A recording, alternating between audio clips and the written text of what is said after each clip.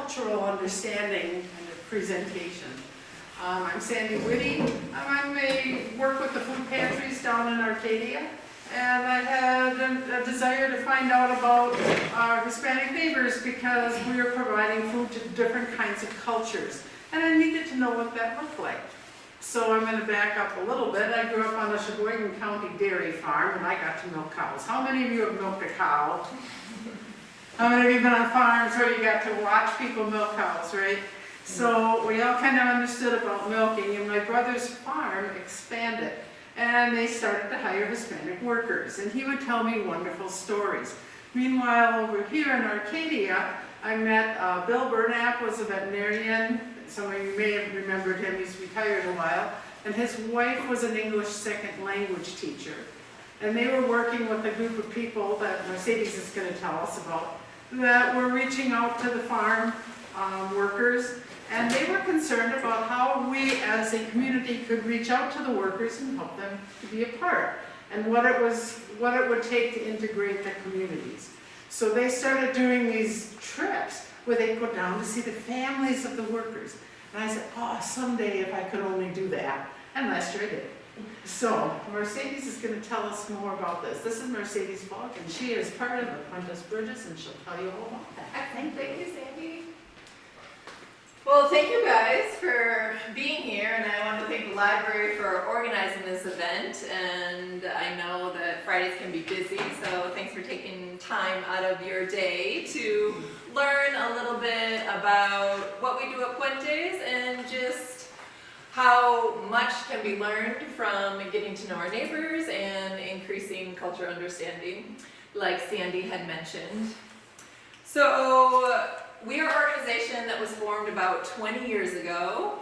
What happened is, as farms there was kind of a crisis going on with dairy farms, as I'm sure many of you know, and there's an option to, some farms had to get out and some farms grew, and for the first time ever, they were hiring employees that were outside of their family. And what happened in our area is that the local extension agent approached Sean Duvall, who was a Spanish teacher at the time over in Alma in Buffalo County. I don't know if you guys know Carl Dooley, but he really works to form relationships with others. And he noticed, as farmers had started to started to hire folks from Mexico, there was a bit of a communication gap. And so his first instinct was wanting to have Sean come and do some interpretation, but also to teach some of the farmers Spanish. And she said, I would love to, but they're not going to be able to learn everything that they might learn in a 20-hour class, but I will do what I can. And so that's kind of how the organization started, just with a Spanish teacher kind of getting to know dairy farmers and their employees. This picture right here, on the left-hand side is Pixcuautla. It is a small community outside of Talquilpa in the state of Veracruz. And I had the privilege of going there in 2018 for the first time when Sean was retiring, and I led a trip with 3 farmers that were going to visit the families of their employees. And I remember that day very clearly. It had rained tons, and we couldn't drive down to the house that Adrian had just finished building after working on a dairy farm over here in Minnesota for 12 years. And we walked down to his house, and I was very impressed with what I saw. I don't know if you can see it in the right-hand side, but Adrian's mom is in the middle of the picture inside the doorway, and that is Chris Ingleson, who is Mike Ingleson's wife. And Mike Ingleson is a dairy farmer over in Caledonia, Minnesota. And Adrian started working for him when he was about 18, and he worked for him for 12 years straight. And then in 2018, he went back home, and Mike was like, Adrian has done so much for me, I would love to just go down and see what has happened or what his life is like, and kind of like thank his family for everything that he gave to us.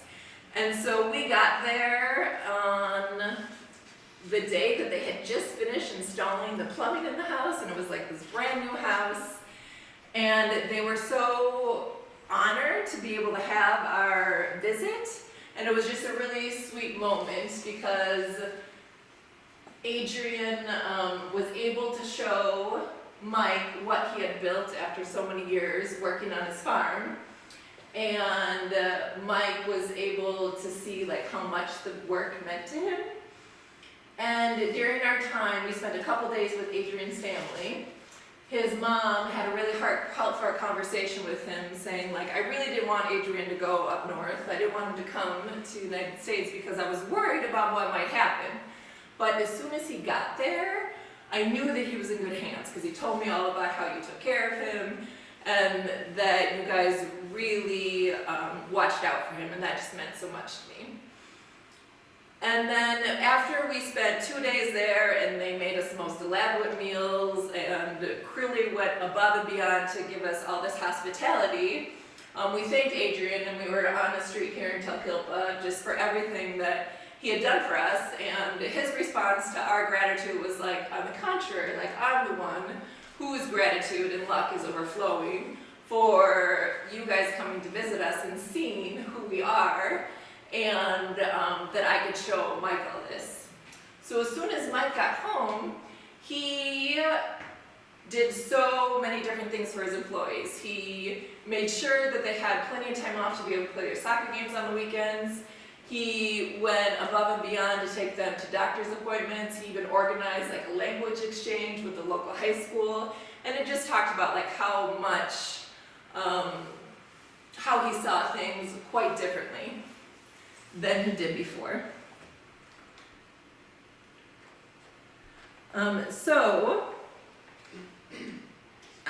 You guys are probably wondering how on earth all of this started and how we got the chance to start taking trips to Mexico. So I mentioned before, Sean Duvall was a local Spanish teacher at the time. And as she started working with employers and teaching them a little bit of Spanish, she decided that maybe they could go to Mexico to learn some Spanish. So she started to do language classes, and it took about like a year and a half to organize the first trip. And they went to Cuernavaca to learn Spanish. And one of the farmers on the trip, you can see John Rosenau right here, he kind of proposed the idea, why don't we go and visit some of the families? And she was like, oh my God, duh, why didn't I think of that? It was kind of like an afterthought, and it wasn't the main purpose of the trip. But as soon as they got a chance to go and meet the families, it was absolutely transformational, and it became the most meaningful part of the experience for all the people that went on. So this is the first trip back in 2001. John got to meet the wife and daughter of one of his employees, Chris Weisenbeck, who lives over in Ernie. I remember him telling me a story about how the mother of his first employee kind of looked at him and through Sean's translation said, I entrust my son to you. And a couple years later, he got the chance to go and visit some of the villages where his employees are from. And he saw that cousins and family members and neighbors were all working together to build each other's houses. And it really moved him because it reminded him just of when he was a kid and like how he grew up with his grandparents and all that. And there was like this stronger connection that was formed because of all that. So they got back from this first trip in 2001, and it was just a grant that had gotten through the Babcock Institute over at UW-Madison. And John said, we have to make sure we can do everything we can to make sure that this was just not a one-time thing. And so what they did is they planned for a couple years, and in 2003, they were finally able to incorporate Puentes as a nonprofit and have been taking trips to Mexico ever since. So ever since until 2020, we went in January of 2020, and then we stopped for a couple years because of the pandemic. But we were able to go again this past year, 22 years later from the first one. So I want to tell you guys a little bit about our experience going to Mexico this year, and then just talk in general about what these connections have meant to both employers on dairy farms up here and employees that have come from rural areas of Mexico. So on the left-hand side here, we have Cole Hoshai, who has a dairy farm over in Caledonia, Minnesota. This is his third time visiting his employees in Mexico. Stan Linder, he has been our unofficial driver on the trip. He's from Stockholm, Wisconsin, and he's actually driven his own vehicle down many times because he has just gotten really connected with his employees and they mean so much to him. And then John Rosenau, who helped co-found Puentes, and he has a farm over in Wamadi. And then Michael Johnson, who the first time on the trip, and he has a farm over in Fountain, Minnesota. And then as the trips have evolved over the years, community members have also gotten a chance to go as well, not just farmers, because we know that as our community changes, we all learn and grow by knowing more about each other. And so Sandy, who is back there and organized this event today, and she works with the food pantries, as she mentioned, in Arcadia.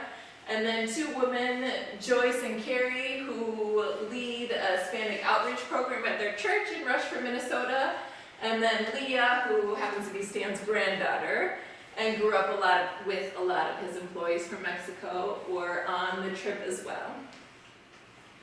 And as these trips have evolved, like the part of visiting the families has just become the focal point because that's where everybody has gotten a chance to learn so much. And as we go down to Mexico and we get to know families, besides seeing their villages and seeing their homes, we have a chance to share meals together and just really learn about each other's culture. So we travel mostly to the state of Veracruz, which is this long state on the eastern coast of Mexico. And then sometimes we go to Puebla and Hidalgo and some of the surrounding states. I have a blown up map of the area where we traveled this year. We flew into Puebla, which is in the middle, and then about a 2-hour drive to Orizaba. I'm gonna jump over here real quick. Which is the picture that you saw earlier, that we're 20 years apart in the main part of Orizaba, where we got a chance to meet families for the first time in 2001. And then a lot of the families live in this mountain region south of the city of Orizaba in the Sierra Madres. And the main town down there is Zangolica. And on the map, it's only about 20 miles as the crow flies, but it takes about an hour and a half just because of all the twisting roads as we get there. So that was where we spent the first part of our trip, and then the second part we got to visit the area outside of Coatepec de Hinojosa, which is where Michael Johnson's employees are from. And that was really cool for us to see a different region. This area is really mountainous and green, and this area is more, it's just as high altitude wise, but more desert area, a little bit more arid. And as we visit different places, we just get a chance to see how different life is between the two places.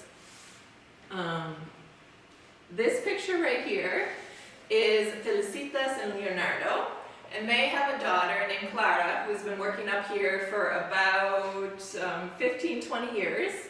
She came here when she was about 20 years old, and she just wanted to come for a couple years. She really wanted to try to earn some money to help build a little something different for her family.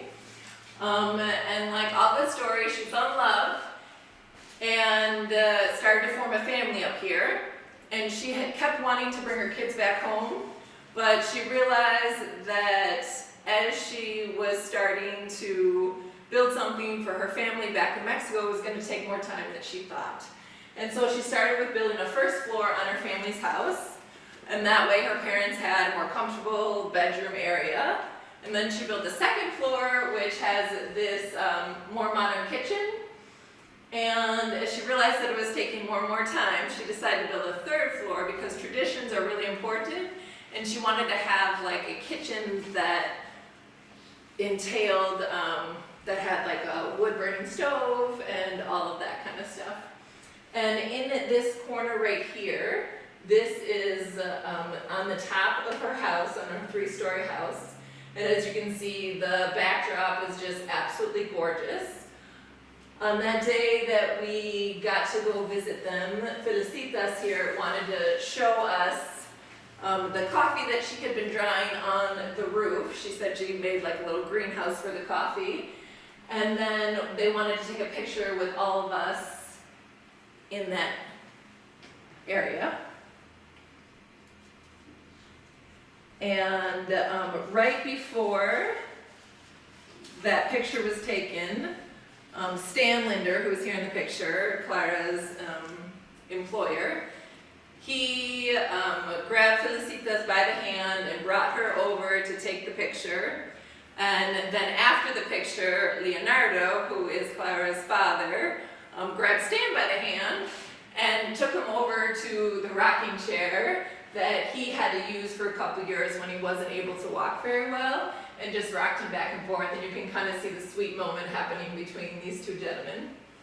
So Stan has really developed close relationships with his employees. He first went to Mexico, I think, in 2014, and he just absolutely fell in love with Tepanzapoco and the people. He always jokes about retiring there, but he's 81 now, and I'm not sure if he's ever going to retire, like a lot of farmers around here. I showed these pictures to Clara when Stan was kind of walking hand in hand with her mom, and also when Leonardo was rocking him back and forth. And you can just tell how much it meant to her to be able to have an employer that cares so much about her and her family. And then the other thing that kind of happens that jobs up here are able to do for families back in Mexico is that Clara has been able to send money home to make sure that her parents are taken care of. So her father was in a wheelchair about a year ago, and slowly they've been able to go to the hospital and do physical therapy, and he's gotten better. And then her mom has also had to take medicines, and she knows that like her job up here is helping them stay healthy. And then there's just like this sense of pride of being able to share what jobs up here have done for families back home. So in this picture right here is Michael and Ishmael. Michael has 3 of Ishmael's brothers working for him, and Ishmael also worked there for I think 8 or 9 years.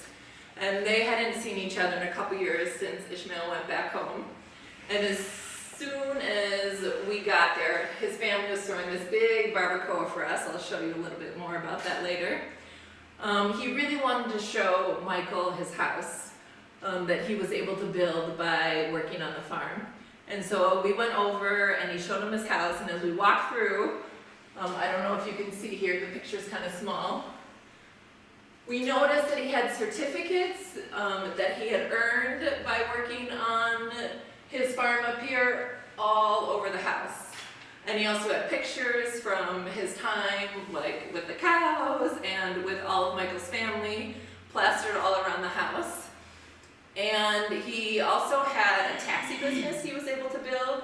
And on the back of one of his taxis, he had the word Minnesota on it, along with his family's name, just to show like how his dad explained to me that he was so grateful for the state / Michael's family to be able to provide him with employment and to make sure that he could create something for his family.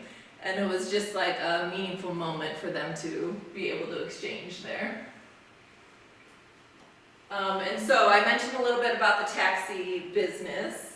The other thing that happens with folks is that they get a chance to build businesses from the jobs that they have up here. They wouldn't necessarily be able to create where they are living. So on the left-hand side here is Fatima, and she worked with Cole for about 4.5 years. And as soon as she came back home, her family lives right across from the primary school. She created a papeleria, which is like a school supply store. And that was in 2016 when she went back home. And now she has been able to stay in Mexico and have a sustainable living for her and her family and not have to come back here. On the right-hand side is Piscasio. Piscasio, there's a really interesting story about how I first met him. So in 2016, when I started to take over for Sean when she was retiring, I decided to go to Mexico for a couple months, and I spent about 10 days in this village of Talquilpa. And at that time, I was trying not to be too connected to a cell phone or anything like that, so I didn't have cell service. And I would go to the local computer shop at the time just to check emails and make sure I wasn't missing anything. And so I went and checked my email, and afterwards I went to pay this gentleman Piscasio, I didn't know at the time. And he said, he asked me where I was from, and I told him I was from Wisconsin. He's like, oh, okay. Well, I used to live in Wamedy. And I'm like, what? Like, I couldn't imagine that I was in this mountain town and I was connected with someone that lives in the same small town that I do. Well, I figured out that he used to be an employee of John's. And when he came home, he saved enough money to open a computer store. And through the years, it's been able to evolve a little bit, and now they focus on cell phones. And he has built, I think he's going on his 4th store, yeah, that he has created just from having that entrepreneurial mindset and wanting to be able to create something at home. And so when people have the chance to like build all these different businesses and be close to their family, that's really a goal that a lot of people strive for. And so I wanted to share all these stories with you just to kind of show that everyone has reasons that they may decide to come up here, and we may not understand why someone would want to move away from their family for so long or for an undefined period of time. But family is the most central thing, and even if we might want to be close to them for financial reasons, we might have to move away for a while to make sure that they have a life they can go in the direction that they're looking for. And that brings us to this family right here. This is a picture of a family from 8 years ago, and happens to be Roberto's family. Roberto came to the United States several different times. This last time, 8 years ago, was to work on a dairy farm. But he has more experience than I could ever imagine working in different places. He has worked on golf courses in North Carolina, tobacco fields, Kentucky, cigarette processing facilities, construction, pine trees, cutting, all kinds of things. I'll let him explain a little bit more of himself, about it for himself. But as he has come up here, the central reason behind all of it is for his family. And I'm going to have him come up here and explain a little bit about his family and what has motivated him to want to be here.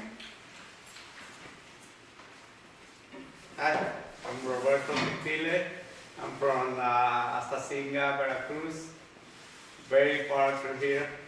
But I'm going to use Mercedes to translate me because I'm not too good to talk. So, gracias por tenerme aquí. Estoy muy contento de estar aquí con ustedes.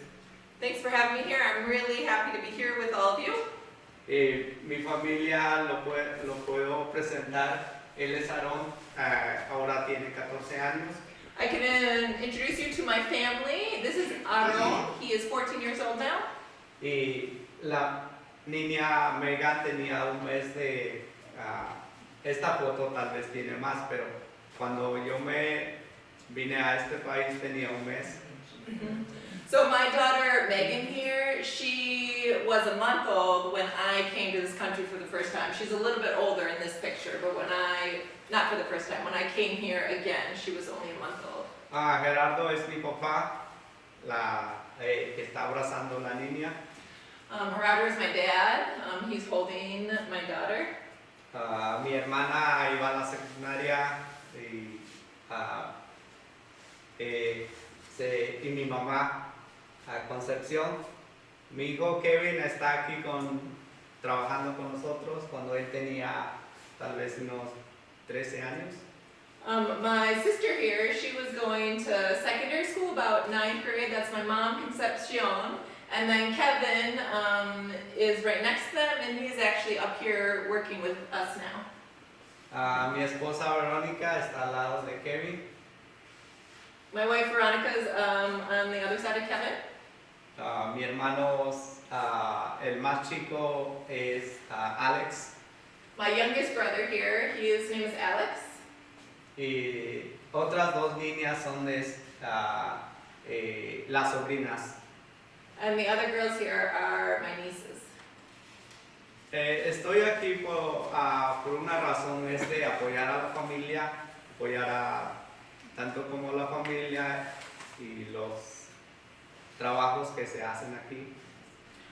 So I'm here for one reason. It's to help my family. And it's as much to help my family, also to help the jobs that are here. Y estoy bien, agradecido por que ellos cómo me tratan. And I don't know how to say it, but I'm grateful to them for how they treat me. Y pues seguiré apoyando a la comunidad o a las personas. And I will keep helping the community or people. Gracias. Thank you.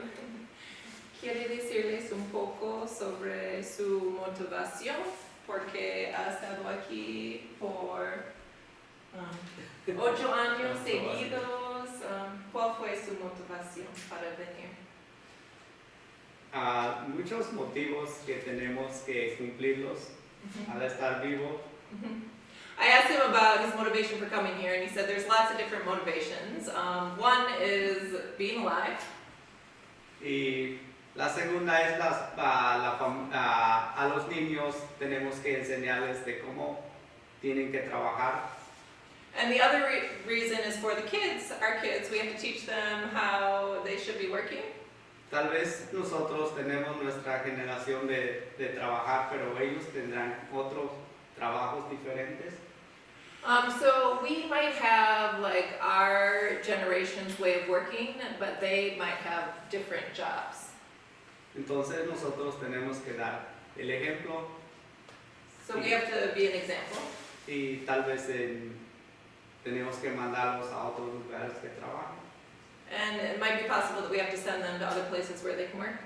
Es como nosotros nacimos allá y nos venimos a trabajar acá, y los que nacieron aquí se van a ir a otro lado. Okay.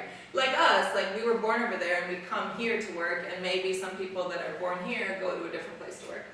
Esa es mi idea. Pero es bonito de estar trabajando en diferentes países. Y pues esa es mi motivación también, de que me vine una vez cuando yo estaba muy pequeño. That's kind of my motivation for being here, and to get to know different places and jobs. My first reason for coming has to do with when I was really little. Y no teníamos casa. We didn't have a house. Mi padre es un agricultor. My father's a farmer. Y él trabajaba en la sierra cortando árboles. And he was working in the mountains cutting trees. Y cuando se cortan los árboles, ahora se usan las sierras de gas o motosierras. And when they cut trees out there, they use chainsaws that have gas in them. Y mi papá, cuando era joven, él usaba las manos o la sierra de mano. But my dad, when he was younger, he used just a handsaw. Entonces teníamos mucho problema para poder ganar o para poder tener suficiente comida. So we had a lot of issues being able to earn enough money and being able to have enough food. Y cuando me acuerdo una vez que teníamos una casa de plástico, I remember one time when we had a house with like a plastic roof. y la casa era bien bonito porque en la noche nosotros salíamos a ver las estrellas. And it was really beautiful because at night we could see the stars. Y cuando una vez me acuerdo que nos despertamos y teníamos un tornado. One time we woke up and there was a tornado. Y, Or vino, we got woken up. y el tornado traía granizo. And there was hail that came with the storm. Entonces el granizo nos pegó en el cuarto de nosotros. And then the hail came in through the roof and was hitting our room where we were. Y le dije a mi mamá, le dije que cuando yo creciera le iba a hacer su casa. And I told my mom in that moment that when I grew up, I was going to build her a house. Y tuve muchos retos. I had a lot of challenges. Trabajé en México y nunca hice nada. Trabajé en diferentes áreas y nunca hice dinero.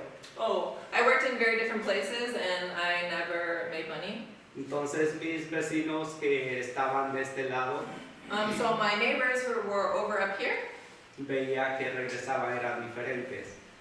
I saw that then when they came back, they were different. Entonces decidí venir a este país. So I decided to come to this country. Y al llegar aquí, yo no sabía hablar el inglés. And when I got here, I didn't know how to speak English. Entonces fui a la escuela, tuvimos la fortuna de encontrar una maestra que daba clases en inglés. And so I was fortunate enough to find a teacher that gave English classes. Y nosotros nos acercamos y ella nos dio muchas hojas para aprender inglés. And so we were able to get together with her and she gave us a lot of different sheets for learning English. Y es como nosotros aprendimos. And that's how we learned. Y tuvimos tuve trabajos diferentes y llegué aquí hace tal vez 12 años. I've had different jobs and I got here to this area about 12 years ago maybe. Y estoy aprendiendo muchas cosas. And I'm learning lots of things. Eso es todo lo que tengo para ustedes. That's all I have for you guys. Gracias. Thank you. Thank you, Roberto, for sharing with us. Your story has a lot of power, and I think it's really important for different people to learn just about what drives you and the importance of family in your life.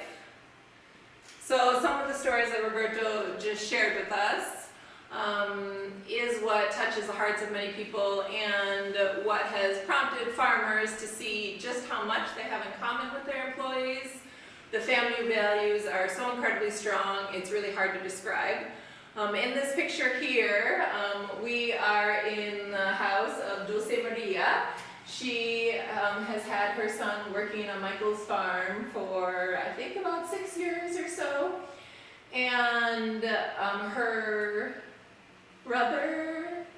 brother-in-law also have 4 sons that have worked for Mike. It was part of Ishmael that I showed you earlier. And when we went there, they had a huge barbacoa and they just really wanted to welcome Mike in their house to say how grateful they were for everything. And it gave us the chance to see the importance of culture and family values. They had made pulque. For those of you that are not familiar, it's a drink that comes from maguey leaf, which is a cactus. It's maybe similar to tequila, and they tell us that there's lots of good nutrients in it, but it was just a really important tradition for them to show with us. And also, they had this huge barbacoa. Sandy can probably tell you about it, but when we got there, they were roasting a sheep in a very traditional way, and they gave the chance for us to see how it was made, and that it was just like a really important piece of their culture. And there were about 50 people that came to that event just to meet Mike and to be able to welcome him and all of us with open arms. And on the right-hand side is the family in Talquilpa that owns a tortilleria. Venancia has had several of her children, I think 5 or 6 of them, that have worked up here, and all of the folks that are still back in Mexico live in the same house because it's that important just to be so connected to one another. And as farmers get a chance to see just how important family is, they see how strong those connections are.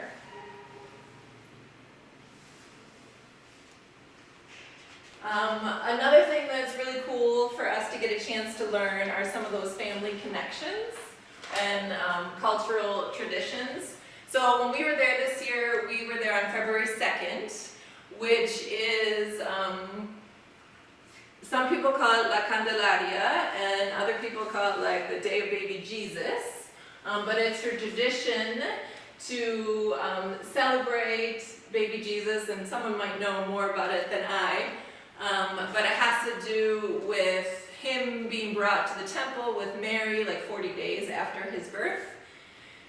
And we got a chance to take part in a celebration that had an altar, traditional band and dancing. There's all these candles that were being made throughout the whole entire day. And the candles were actually being used as the ceremony, like they were creating the candles that were going to be used all year long in the ceremony in the churches, in the church in town there. And then this family that we got to visit, actually on February 2nd, was planting corn. And we really wanted to see how they were doing it, so they invited us up to the hillside where they were planting corn and explained that February 2nd is kind of this cool traditional day because if you guys are familiar with like Three Kings Day on January 6th, so what they do on February 2nd is they bless the corn and they plant it in the ground so that it can be ready and dried, so that they make the Rasca de Reyes, its traditional cake, for January 6th. And it was really cool to hear this family explain about how they work together to do the planting. We kind of asked who was in charge, so Federico, who is on the right of John there, had worked for John for many years and also at a farm over in Arcadia. And we were asking, so like, are you the one in charge of it? He's like, no, nobody's in charge. These are my nephews and cousins, and we all just work together. This is like a family thing. And then he kind of thought about it for a minute, and he's like, I guess you could say maybe my mom is in charge. And it was just a really good example of some of the cultural differences that farmers might not have understood before they've gone on the trip, because sometimes in jobs we have all these hierarchy, but not everyone functions that way. Sometimes people want to be all on the level plane. And so it was a good example of that, and to understand cultural traditions and apply it to some of the traditions that we have. Can I just add on that picture? Yeah. The guy's holding a stick. So this hillside is so steep and so full of rocks, you can't use a tractor or any kind of motorized device. So they walk up the hill with that stick, and it's got metal on the bottom, and they dig a little hole, and they drop in 3-4 kernels of corn, and they walk over, dig another hole, put in the 3-4 kernels of corn. So they're just kind of hand planting this really steep side hill, and that's how they're going to get their yield. So it's a very different kind of farming, and it has to do with the topography. And that was a big, that's how you do this on this kind of land. Mm-hmm. Yep. It's not old-fashioned, it's just the only way you can do it on that kind of land. Mm-hmm. So Resourceful. And then as we had got the chance to experience a culture, or as we have gotten a chance to experience a culture that's not our own over the years, sometimes for us it feels like an adventure. It's something new we haven't done, but for others it's just kind of everyday life. One of the villages that we went to, Trempealeau, Clara's family that I showed you earlier, the road is pretty rough, and the van that we had, we just weren't sure that it was going to make it because it had rained a lot that morning. So we asked if there's a taxi in town that we could rent to use for the day. And the taxis are a little bit different than what we're used to. It's just a pickup truck that has a little cover and then benches in the back. And the roads are pretty rough. So for us, it felt like an adventure, like, oh goodness, like this is just something we've never done before. But for others, it's like an everyday life experience. And then on the right-hand side, there was a road that was closed, and now with the flooding that we have here, we know that sometimes you just have to go around or find another route. Well, in the case of this road, it was just closed off. There was no other route besides walking. So we had to park pretty far away, and it took us maybe about 45 minutes to find the family and walk up to the house. But we eventually did. And it was something different that was a little bit out of our plan for the day, but it worked out, and it was a great experience. In the middle is the legs of the sheep from the barbacoa. Here in the United States, it's not quite a tradition that we would eat feet, but in Mexico, it is a tradition. And so as soon as they unveiled the barbacoa, we were offered the feet, and I got a chance to try it. It was definitely different than anything I ever tried, a little bit more chewy, but it was really cool to be able to be a part of that experience and to think about going to another country, not knowing anything about it, and having to participate in traditions that might make you out of your comfort zone. It just really helps us think for all the people that come here and maybe not understanding what our traditions are like. It just kind of helps you just know what it's like to navigate a country that's not your own. And to learn a lot in the whole process.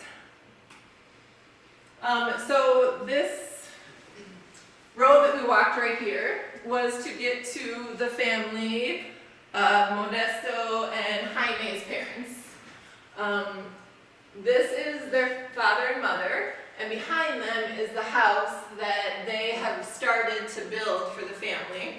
They live in a pretty remote area and didn't have much besides like a dirt floor and like wood walls for the house before.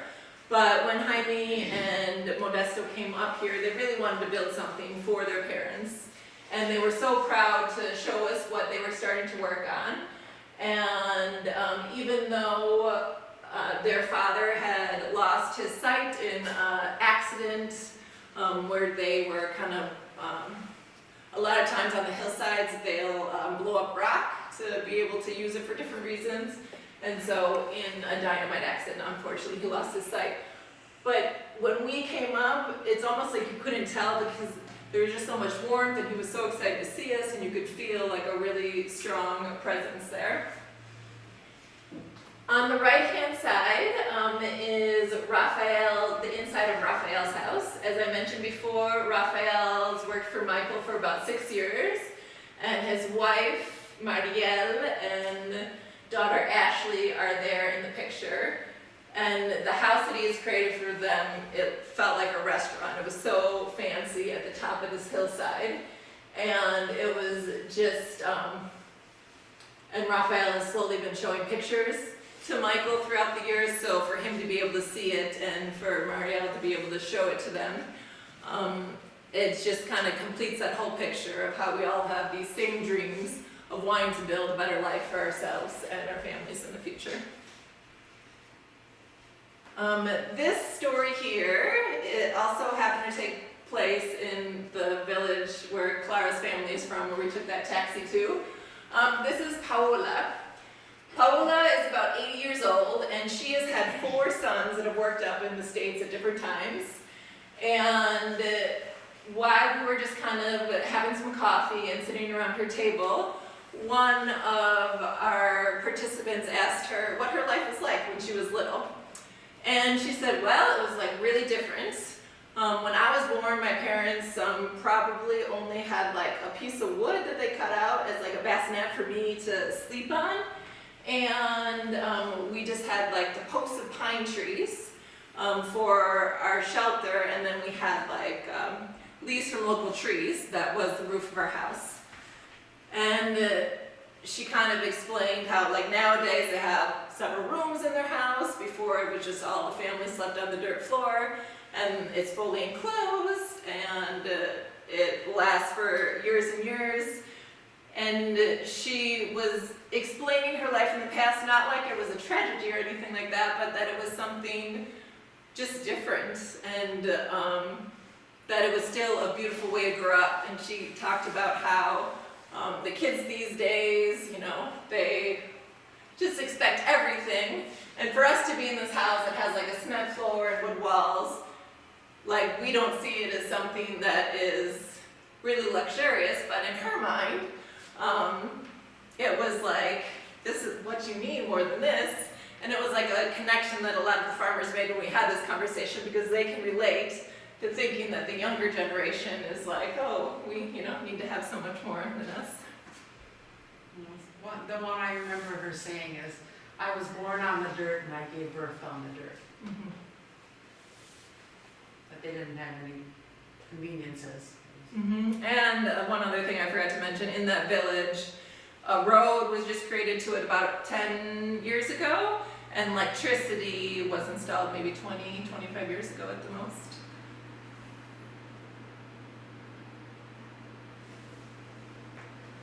And then as these stories are shared, just connections happen. Cole got a chance to see Alberto, who had worked for him for, I don't remember exactly how many years, but he was his herdsman, more or less. And he got a phone call from his family in the middle of the day about a year and a half ago, and his daughter had a terrible drowning accident. And all of a sudden he had to go home. And Cole had been worried about him the whole entire time, because he couldn't imagine losing a family member like that, let alone your daughter, and to have to deal with all that. And so he helped him get a flight. He went back home, and he's been back in Mexico ever since, and this is the first time Cole had seen him. And now Alberto is working in a bakery. He is with his wife and son, and he was doing really well. And Cole was just saying it was so good to see him, and I just realized how much I miss him, and I'm glad that he's able to be back home with family, and that he has been able to go through the whole healing process.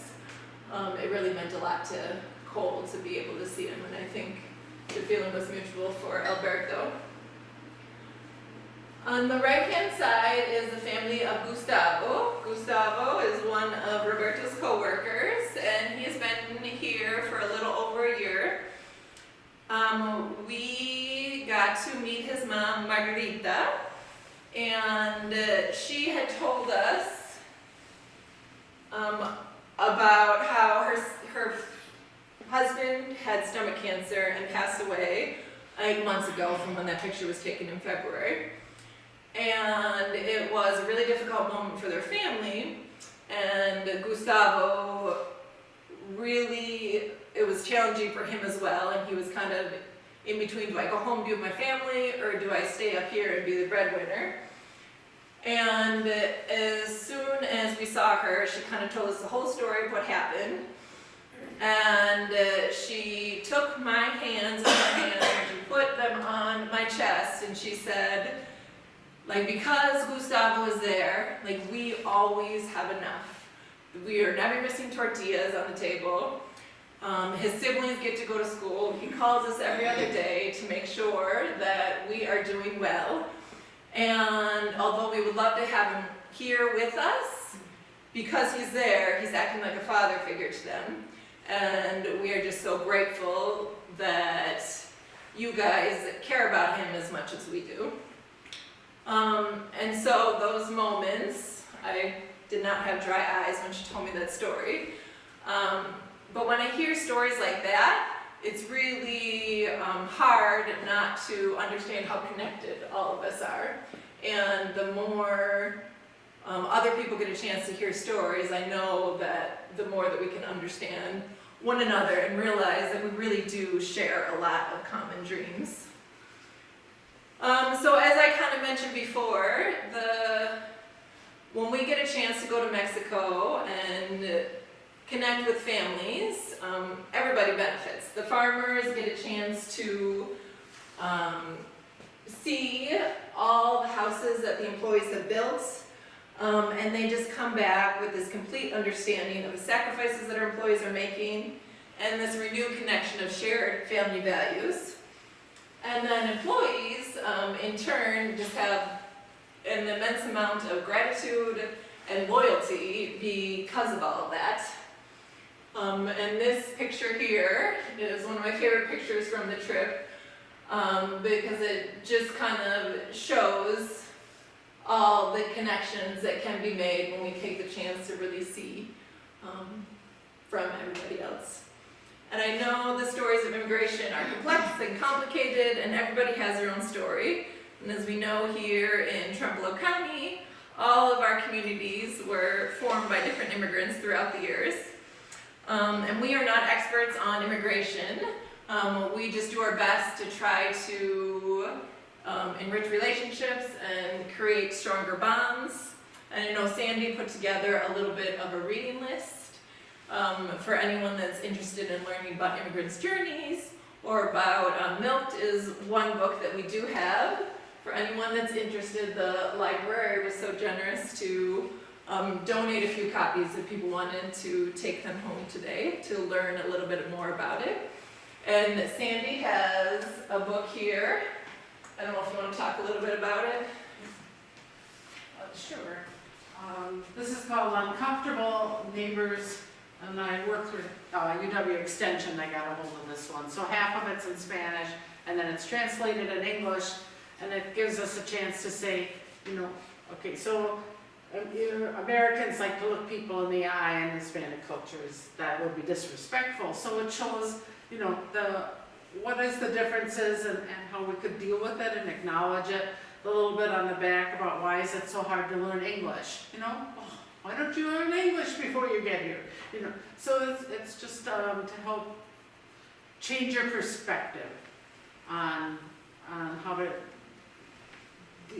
deal with the cultural differences. Right, and I think any of us who have learned a second language know the difficulties, that it does not come easily. Yes, very difficult. Yeah, so there is a reading list on the way out, and we'd be happy to answer any questions that anyone might have, or if you just want to have individual conversations with us afterwards. Does anyone have any questions? So what is the focus of your group with what you're doing? Is it you connect farm families with Hispanics or Mexican? Is that the focus, or? No, so we acknowledge that immigration happens and that folks are up here working on farms, and because those connections are already there, we want to strengthen relationships and help people understand what some of the cultural differences might be, and to know that just because it's different doesn't mean it's good or bad, it's just different. And then also when we understand where people are coming from, we're able to bridge those barriers and form deeper connections. And one thing I didn't get to mention is, trips aren't the only way to do it. There are many people that are working around here, and we have chances to just get to know our neighbors by asking, what motivates them, where they come from, and just knowing a little bit about their families. Any other questions? Okay, well, thank you for coming and taking time out of your day to be here, and we're happy to talk with anyone afterwards if interested.